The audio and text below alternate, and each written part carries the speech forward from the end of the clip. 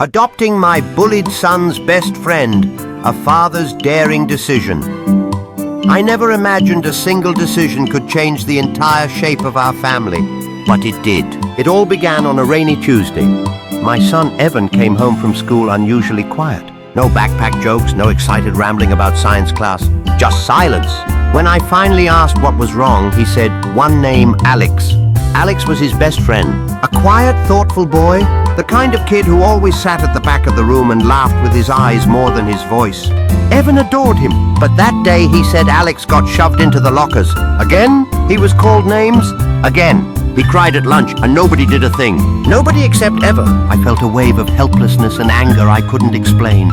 Not just because of the bullying, but because of what Evan said next.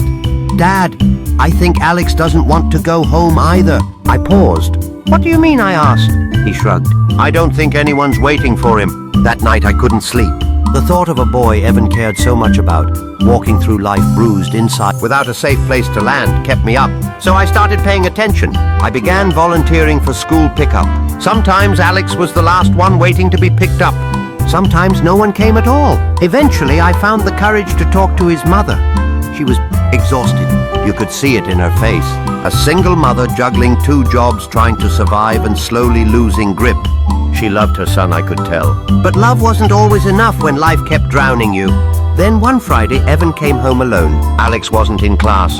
He hadn't answered any texts. I went over. His mom had tears in her eyes. I think I failed him, she whispered. Alex had run away. Not far, just enough to disappear for a while. He was found in the park, cold, hiding behind the jungle gym, too ashamed to go home. And in that moment, I just knew.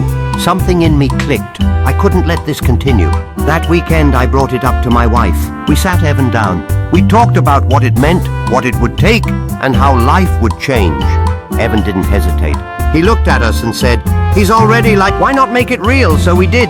We filed for guardianship first. Alex started spending weekends at our home, then weekdays, then all the time. He was quiet at first, kept to himself, never took more than he needed, never asked for seconds. But slowly, the walls came down.